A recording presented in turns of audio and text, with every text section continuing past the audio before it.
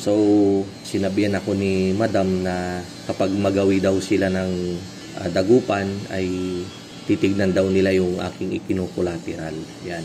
Pero sa totoo lang po, yung ikinukulateral ko ay dalawang title.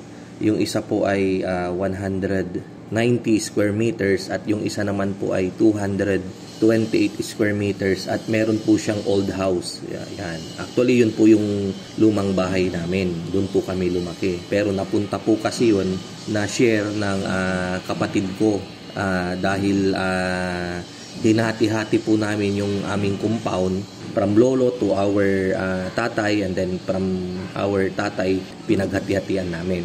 Yan. So yun yung aking ikukulateral. Yan. Pero kung titignan po talaga natin yung value nung appraisal, pag in-appraise nila yung property, baka hindi po tayo marilisan ng ganun kalaking 3 million na loan dahil magiging undervalue po yung property. Dahil syempre yung sa bangko kasi ang nire-release nila, kung worth 2 million yung worth ng property, parang 40% lang ata or 50% sabihin na natin. So kalahati lang yung i-release nila. So 1 million lang, ganon. So ibig sabihin, kung i-apply natin yung ganong sistema ng bangko dun sa inuutangan ko, kailangan yung value ng property ko ay maging 6 million para mabigyan ako ng kalahating loan, yung kalahating value niya which is 3 million. So dapat 3 million talaga, 6 million. So ganun po. So parang imposible kasi parang 410 square meters, sabihin na natin 5,000 per square meter. So kung 410 times 5,000, parang 2 million lang, 2,050,000. Tas ang inuutang ko 3 million. So parang imposible po, parang parang binenta ko pa yung property ko sa napakamahal na presyo, parang overpriced pa kapag binigyan ako ng 3 million. So ganun nga po yung usapan namin sa kapag magawi daw sila ng dagupan ay titignan nilang mag-asawa. Ako naman pag uwi ko, sabi ko nakakagulat naman yung ganun na sa mga panahon na ganito may mga ganun pa rin pala, 'di ba? Yung mga nakakamangha na para lang talaga siyang nagpapahiram ng ng 100 piso, 1,000 piso, 'di ba? So sabi ko, ang yaman nun kung ganun. Habang lumilipas yung araw, minsan naiisip ko, kailan kaya sila pupunta dito? Yung mga ganun ba? Kasi parang tuloy ako nasasabik tuloy ako na magkaroon ng mas maraming alaga. Blessing yun yung 2,000 yung alaga ko, tas biglang magiging 10,000 kasi nga may additional akong 8,000 heads. So, minsan tinatanong-tanong ko sa isip ko kung kailan sila pupunta para tignan yung aking kinukulateral. Hanggang sa lumipas na yung linggo, 2 linggo, ganyan, 3 linggo, wala pa rin. So, hindi na ako umasa. Dahil okay rin lang naman. Kumbaga, natututo na rin tayo sa kasabihan na makontento tayo kung ano yung meron sa atin, di ba? So, kung ano yung meron sa atin, pagtiyagaan na lang natin. Total, ang magsimula ka sa maliit, lahat ng nagsimula sa maliit, lumalaki din yan, di ba? Kahit na anong bagay, bukol. Nabukulan ka, palaki ng palaki yan pag hindi gumaling, pag palaging nauuntog. Hanggang sa isang araw, meron akong unexpected na tawag. Si Madam, sabi niya, Sydney, sabi niya gano'n sa akin. Yes po, may problema, sabi niya gano'n. Bakit po? Kasi doon sa bodega, kabibili namin ng truck. Ngayon yung truck, ipinasok namin doon sa warehouse. Ngayon, yung kabibili kong truck sa Subic, nasunog. Nagkaroon siya ng yung faulty wirings daw. So, nasunog talaga yung truck. Ngayon, nung nagtawag sila ng bumbero para apulahin yung apoy, syempre, nabasalat yung mga feeds na andun sa bodega. Kasi andun po yung kanilang forward na truck. So, nabasa yung feeds. Ngayon, yung may feeds doon, sabi niya na walang plastic sa loob, walang doble. Nabasa yung feeds. And then, napag-alaman ko na ikaw lang pala yung gumagamit nung feeds na yon. So, nung time na yun po yung feeds na ino-order ko para po doon sa 2,000 heads natin na layer.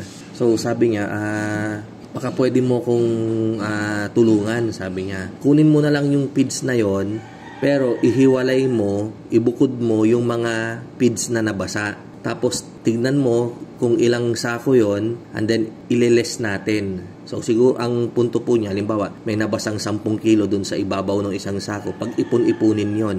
And then kung ilang sako, ilang kilo yon, ilang sako, ibabawas daw sa babayaran ko. And then yung cost pa ng feeds, di-discountan pa rin niya. So kako, pwede po sanang matulungan ko kayo ma'am, kaya lang wala po akong pambayad. Dahil kung bumili nga po ako ng feed sa inyo, palima-limang sako lang. 2 o 3 sako. Depende po sa kinikita ko dun sa restaurant. Ang sabi naman niya, hindi, ipapautang ko sa'yo. Basta kunin mo na, ipa-deliver ko na. Ganun siya. Alisin mo yung mga nabasa, ibukod mo, at ibawas natin.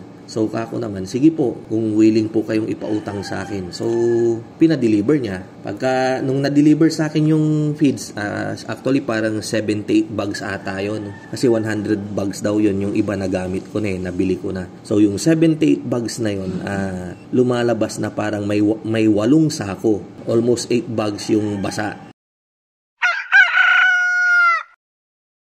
Isang araw, siguro after 1 week, tumawag siya. Sydney, hindi ka na tumawag. Hindi mo na nireport kung ilan yung nabasa na feeds doon sa pinadeliver ko sa'yo. Sabi niya, actually ma'am, ang nabasa almost 8 bags, pero hayaan nyo na po, wala na pong problema doon kako. Bakit naman hayaan? Ano yon? Malulugi ka, hindi mo yun naipakain sa manok. And then sabi ko, okay lang pong hindi ko naipakain sa manok ma'am, kasi naipakain ko naman siya sa mga native pigs ko.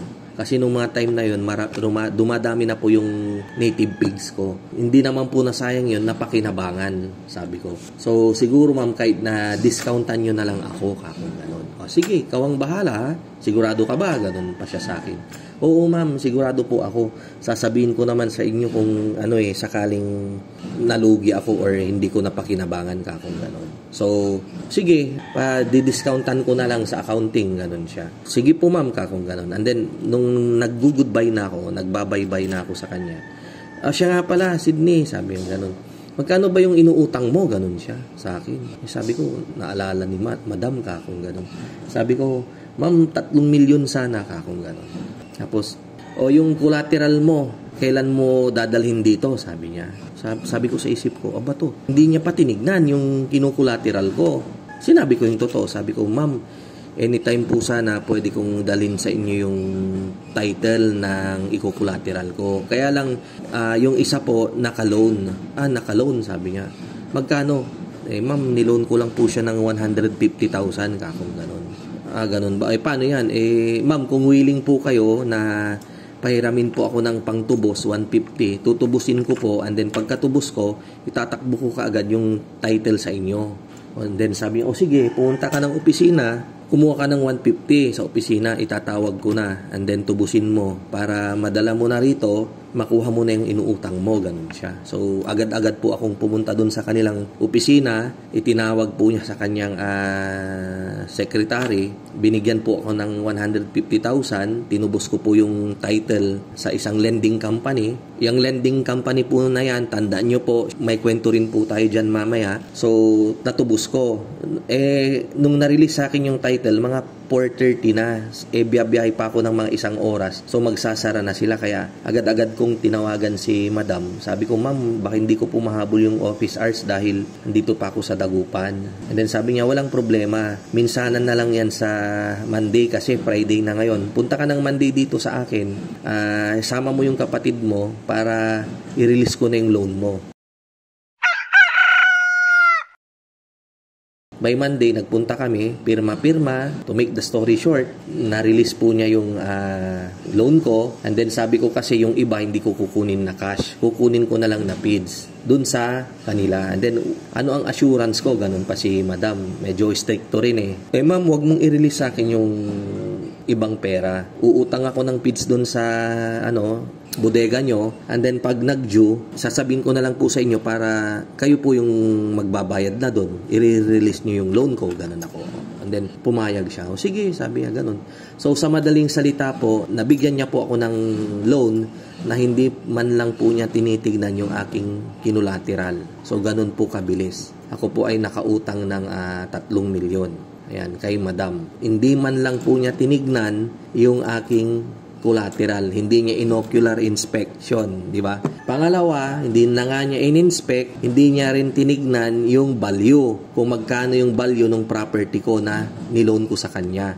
Which is para sa akin, nung mga time na yon, para ko na siyang binenta ng mas mahal sa running price ng mga panahon na yon. Hanggang sa nakapag-grow po tayo ng sisiw, napalaki po natin, napaitlog po natin sila. Ngayon ito na po, nangingitlog na po yung 8,000, kasama niya yung 2,000 kong existing. Ito na po, after 1 year, nagka-problema ako. Yung housing ko po, dahil instead na angle bar, bakal, or konkreto, yung ginawa kong pathway, yung daanan po kapag tayo ay magpapakain, ang nilagay ko po kasi coco lumber na 2x5. 2x5.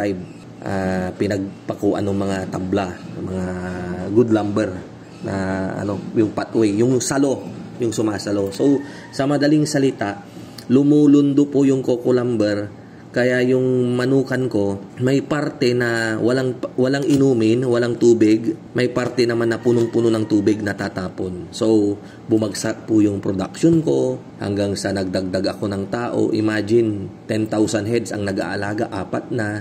First time po natin wala pong nagturo sa akin Wala pong ganito na parang vlog si Mang Mags na kahit papano may mga mapupulot tayong mga ideas, sinasabi niya yung mga knowledge, sinishare niya. Walang nag-share sa akin. Sarili ko pong diskarte. So, ganun po yung nangyari.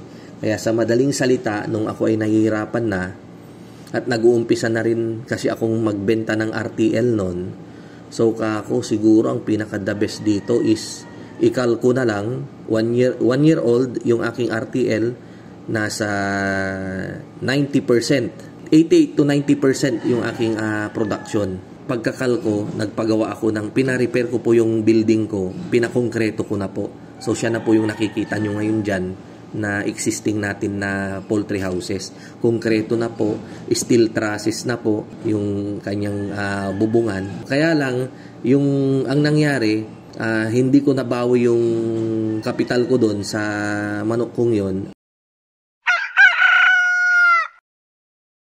Eto na ngayon, hindi po ako nakakabayad kay madam, kaya malaking problema.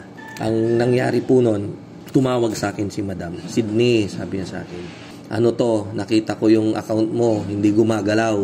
Anong nangyari? Kung ganito ng ganito, bahala ka dyan.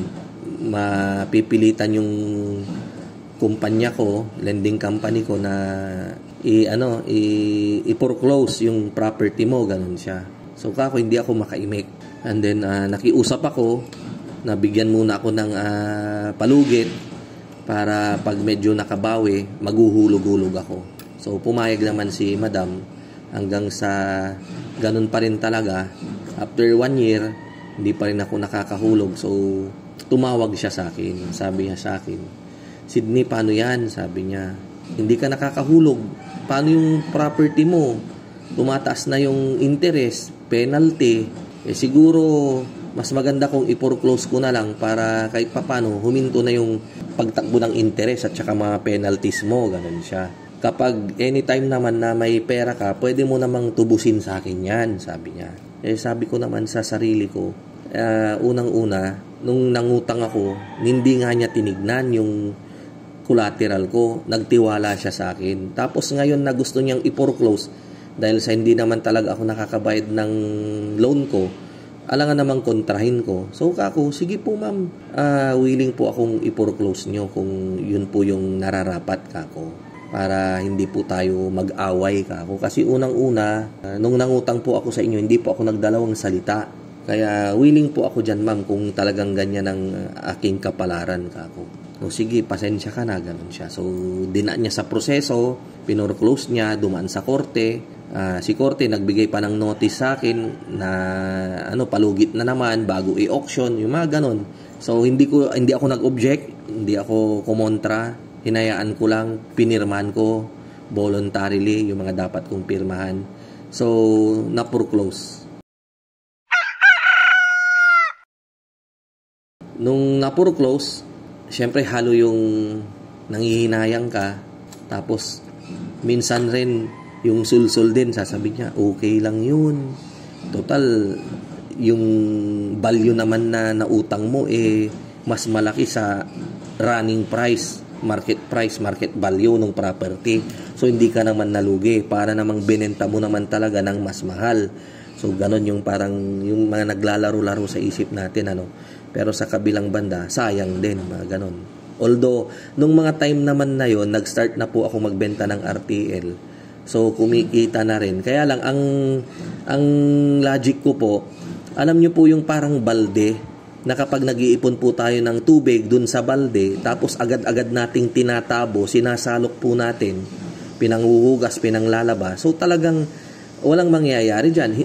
Mahirapan kang punuin yung balde kapag inaagad-agad mo yung tubig na sinasahod.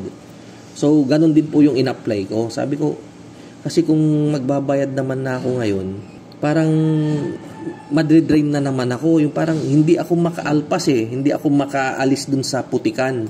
So kako, bahala na yung kapalaran kung ano yung mangyayari. As long as hindi ko naman sila, di ba, na pinaporeclose ko naman yung property ko.